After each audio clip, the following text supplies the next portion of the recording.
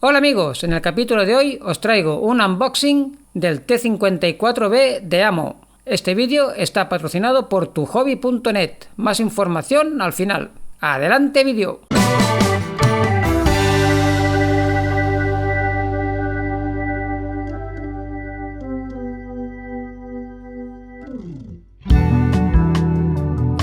Este es el primer carro a 1.72 de la marca Amo. Se trata del legendario carro T54B. La caja es de apertura lateral. Lo primero que saco es la parte inferior de la barcaza, completamente detallada. Esto ya me avanza que el modelo va a tener un acabado muy bueno.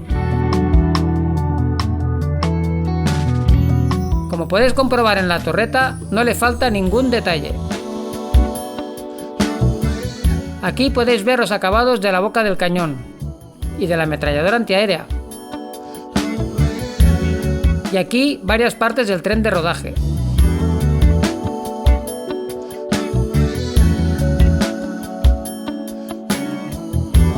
Las cadenas se pueden montar externamente con una pieza especial para ello.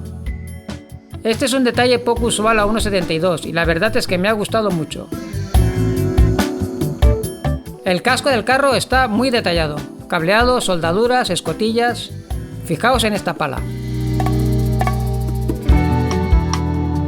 El kit viene acompañado con un extenso surtido de calcas para poder realizar las 11 versiones que nos propone. También incluye un cable de arrastre en metal trenzado y un pequeño fotograbado. Las instrucciones vienen con un montón de referencias fotográficas e información. Este carro comenzó su producción en 1947. Es el carro más fabricado de la historia y en la actualidad aún hay muchas unidades en servicio. Las instrucciones son muy detalladas. Nos indican cosas como el tipo de cola apropiado para cada pieza. Incluye una guía explicativa para las calcas y los efectos de pintura. También lleva los esquemas de las 11 versiones a todo color, con las referencias de los colores de Amo MIC.